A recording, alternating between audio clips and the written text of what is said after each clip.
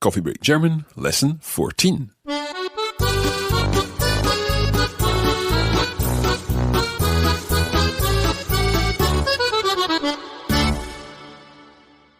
Hallo zusammen und herzlich willkommen zu Coffee Break German. Ich heiße Mark. Mein Name ist Thomas. And we're delighted to be back once again with another episode of Coffee Break German for you. So Mark, alles klar heute? Noch einmal bitte? Alles klar? Everything's alright today? Ja, alles in Ordnung. Sehr gut. Today we're going to be moving on to a bit of a new topic. We're looking at hotels and checking into hotels. So some transactional vocabulary for you, the kind of phrases that you're going to need, or that I might need if I were checking into a hotel in a German-speaking country. Sollen wir anfangen? Ja, los geht's.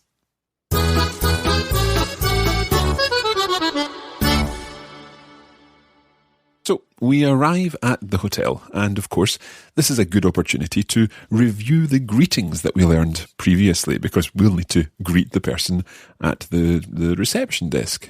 So, to say hello, we could simply say Guten Tag. So, guten Tag, like good day, guten Tag. Guten Tag. Or good morning. Guten Morgen. Guten Morgen. Guten Morgen. If we're arriving later in the day and it's already evening, we could say good evening. Guten Abend. Guten Abend. Guten Abend. Mark, can you remember what you may hear when you arrive in a hotel in the south of Germany? Would that be Grüß Gott? Sehr gut. Grüß Gott. Okay. So we arrive at the hotel, and the first question that we may be asked by the receptionist would be, do you have a reservation? So what would that question sound like in German? Well, to be honest, it's more likely you would say, have you reserved? Haben Sie reserviert? Okay, let's hear that one more time. Haben Sie reserviert? Haben Sie reserviert? Haben Sie reserviert? Haben Sie reserviert? Okay. And so how would I say I have reserved or I have a reservation? Ich habe reserviert. Ich habe reserviert.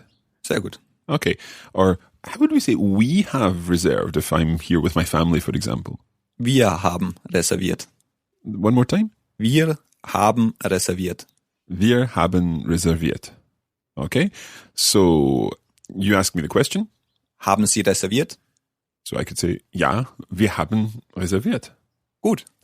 And if I've not reserved? You would say, wir haben nicht reserviert. Wir haben nicht reserviert. We're talking about to have reserved or I have reserved, you have reserved and so on. Is there a word for a reservation? Ja, eine Reservierung or die Reservierung, the reservation. So if it's eine and die, it's a feminine word? Sehr gut. Okay. So die Reservierung, ich habe eine Reservierung. Could I say it like that? Yeah, it's not so likely, but it's correct. Okay. And in that case, if I said I don't have a reservation, would I be correct in using keine? Ganz genau. Okay, so ich habe keine Reservierung, I have no reservation. Yeah.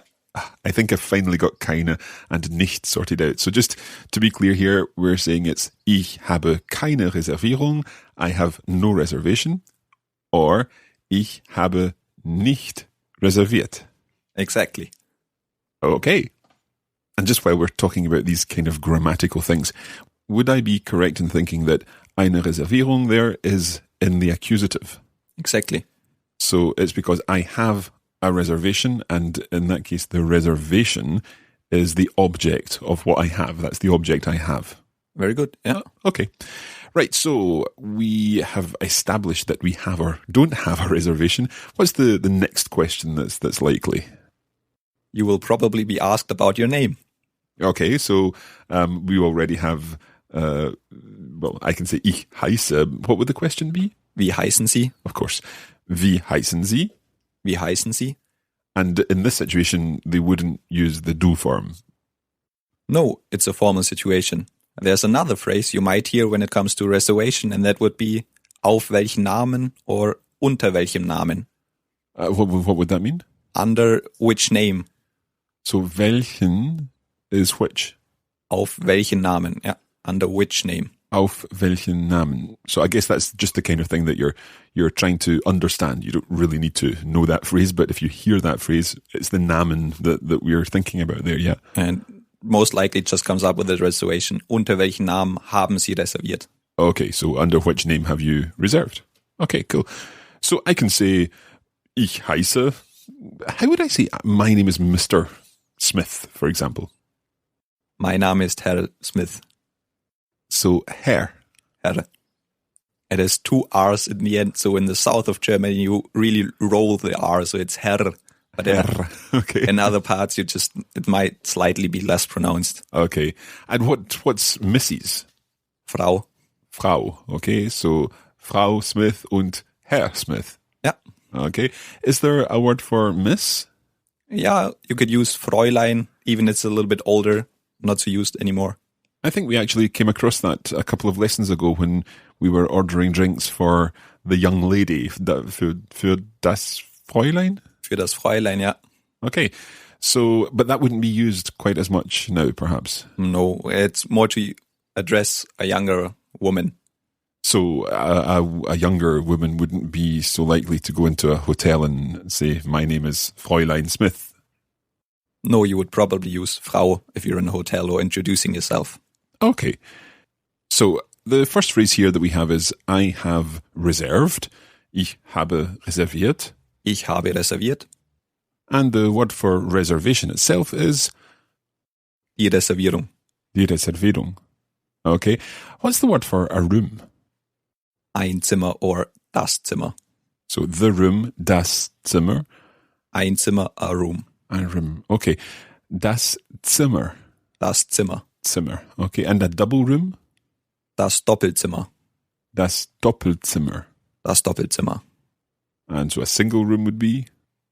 Das Einzelzimmer. Say that one again. Das Einzelzimmer. Einzelzimmer.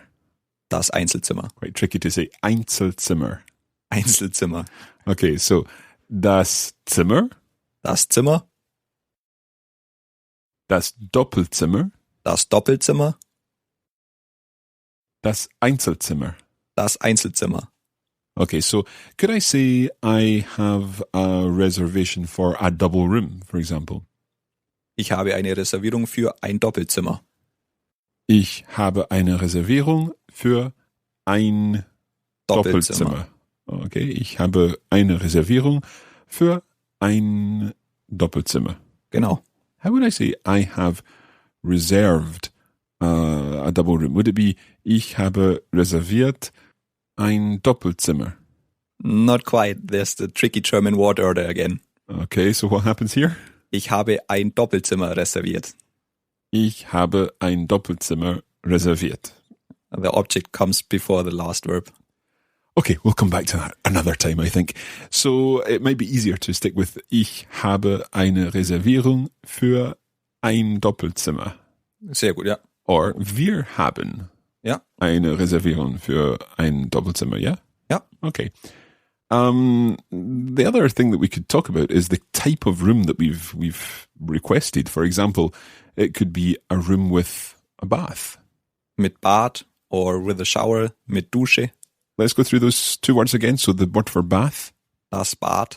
Das Bad. Okay, so a room with a bath. Ein Zimmer mit Bad.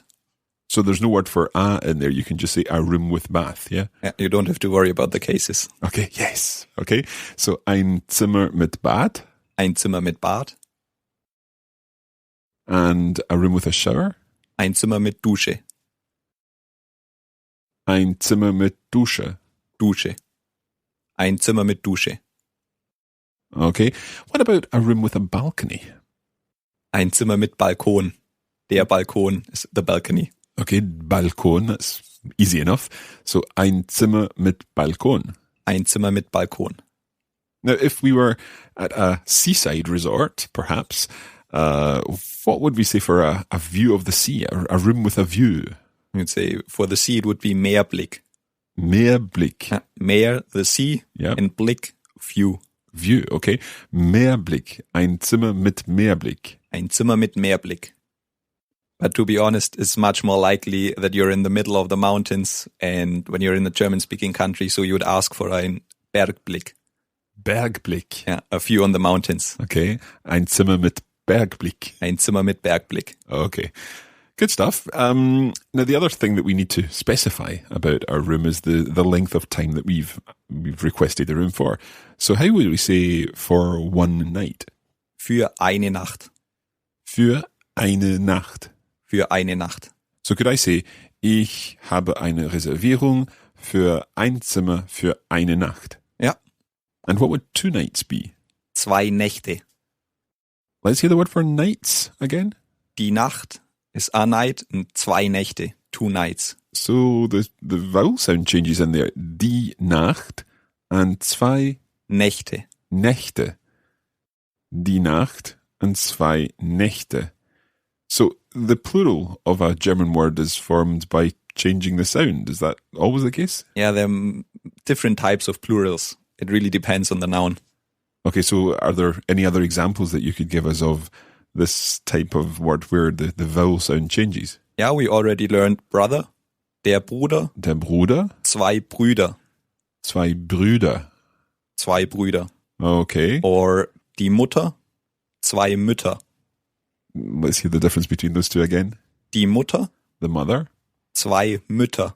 2 mothers, 2 Mütter. 2 Mütter. So we've had für eine Nacht and für 2 Nächte, or I guess we could say 3 Nächte, or 4 Nächte, 5 Nächte. okay. What would we say for a week? Eine Woche. Für eine Woche. Für eine Woche. And what would 2 weeks be? It's a different type of plural. Für 2 Wochen. Wochen. So in that case, we're adding an N. Yes. Okay, so we've got für eine Woche and 2 Wochen. Für 2 Wochen. So can we give another example of another word which adds an N in the plural? Yeah, the shower, die Dusche, 2 Duschen. Die Dusche, 2 Duschen, not duschen, duschen. Duschen, we just add the N. So just the N this time. We've got 1 bath, which is ein Bad. 2 Bäder. Okay, we've got a vowel sound change there. Okay, so 2 Bäder, ein Bad, but Dusche takes the N. So eine Dusche, 2 Duschen. It's complicated. How would we ask for 2 rooms? What happens to Zimmer? Ah, that's another one. Because you would say 2 Zimmer. It doesn't change at all. Okay. I would like to make a personal appeal to all our listeners. Please don't stop listening to Coffee Break German just because of this complicated business with plurals.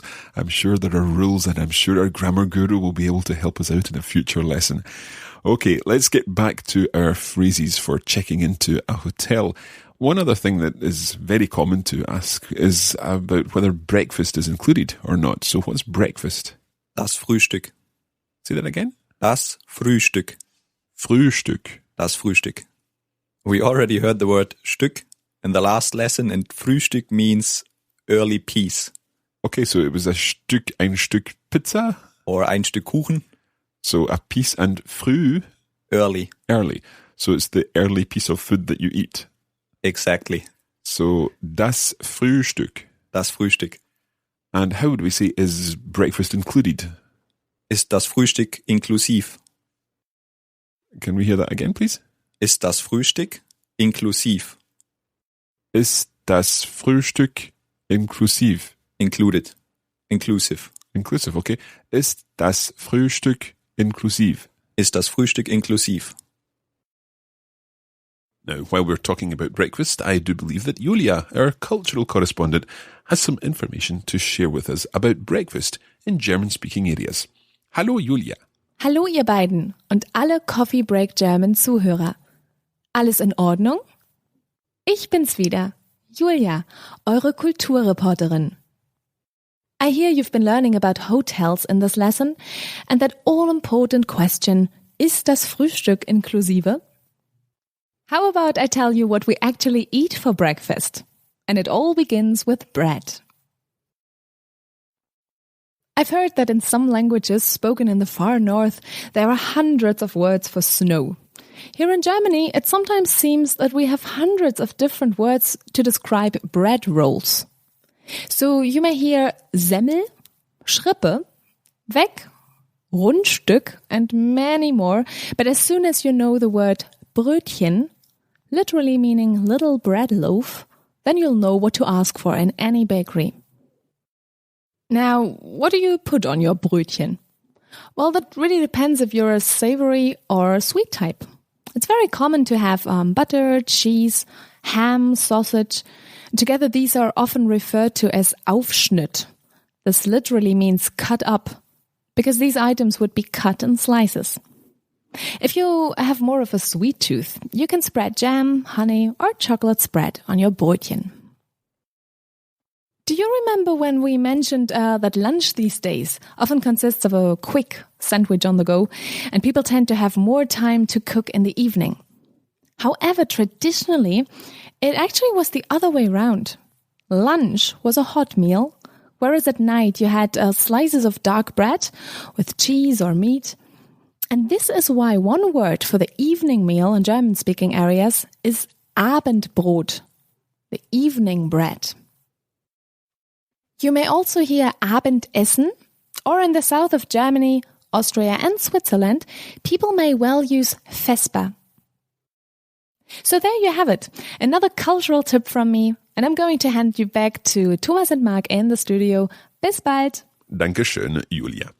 Okay, so far we've been learning some useful phrases for booking into a hotel, and we've been talking most recently about breakfast, das Frühstück. You also may want to ask how much the room actually costs. Oh, yeah, that would be quite useful, yeah. So, we've already had how much does it cost? Wie viel kostet das? Yeah, you can say wie viel kostet das or wie viel kostet das Zimmer if you want to be more specific. Okay, wie viel kostet das Zimmer? How would you say per night? Pro Nacht. Pro Nacht. Pro Nacht oder pro Person. Pro Person, per person. Yes. So, wie viel kostet das Zimmer pro Nacht? Wie viel kostet das Zimmer pro Nacht und pro Person? Okay. And perhaps one final word, the key. We need our keys to get into our rooms. Ja, der Schlüssel. Der Schlüssel. Der Schlüssel. And that's another one where the plural doesn't change. Zwei Schlüssel. Schlüssel. So ein Schlüssel. Ein Schlüssel, zwei Schlüssel. Okay. And it's a der word, it's a masculine word. So if I were to say, I have a key, would I say, ich habe einen Schlüssel? Very good. It's the accusative again. Okay.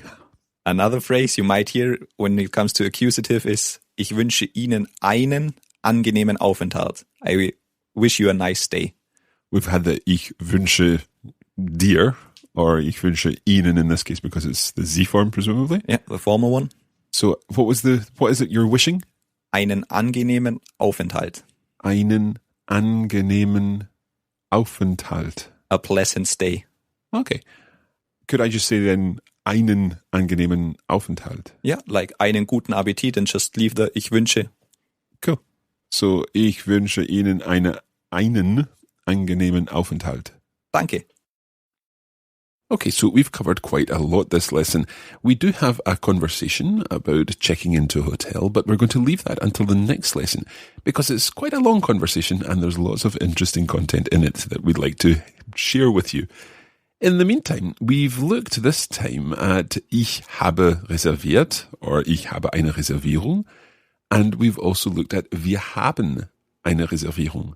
And I was thinking that it might be useful to look a little more closely at this verb haben, to have, because we've covered little bits of it, but we've not really looked at it in the whole conjugation. So it's time to hand you over to Kirsten, our grammar guru, who's going to explain a little more about haben. In today's grammar lesson, we're going to learn about one of the verbs that's been cropping up quite a lot over the last few lessons. That's the verb haben, meaning to have. In our previous experience with verbs, we concentrated on kommen, which has a regular pattern in the present tense. As you might have guessed, haben doesn't have this same regular pattern. It's what we call an irregular verb. But don't worry, it's not too difficult. Let's take a look. As usual, we'll start with the singular forms. You'll recognise a few of them already. We start off forming the first person singular just like a regular verb, by taking the en off the infinitive and adding on the first person e, which gives us ich habe. But as is quite common with irregular verbs, the second and third person singular are slightly different. The du form has its usual st ending, but this time the b disappears from the stem too, which gives us du hast. The b is also absent in the third person singular, but it keeps its normal t ending, which gives us sie, es hat. You remember this formation from last lesson when we had or sie hat Hunger. When we get to the plural verb forms, the b is back, and we're back to normal conjugation patterns. The first person plural then takes the same form as the infinitive again, wir haben. The second person plural adds on a t, and we have ihr habt. And finally, we're back to haben for the third person plural, sie haben. You'll have noticed that in this conjugation, I've not mentioned the formal forms at all, but you can simply go to the third person plural and use those forms for both you singular and you plural in the formal form. But remember, it's sie with a capital S, so sie haben. So now you know how to conjugate haben in the present tense. In a later lesson, we'll look at another really common verb, sein, meaning to be. Okay, that's it for me today. Das reicht für heute. I'll hand you back to Mark and Thomas at Radiolingua HQ.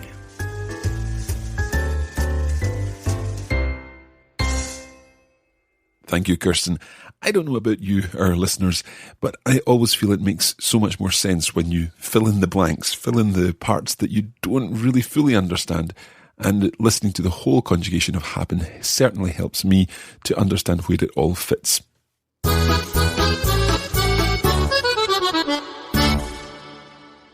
Also, das reicht für heute. Ich glaube auch. I think we'll leave it there for today. And don't forget, of course, that you can go to coffeebreakgerman.com and find out more about how you can access our additional materials for this course. And while you're there, please leave a comment so we know what you're thinking. And of course, you can also leave a comment on iTunes, post a review on iTunes, or indeed any of the other podcast directories. For now, that's where we'll leave you, and we'll say bis zum nächsten Mal. Bis zum nächsten Mal. Tschüss. Tschüss.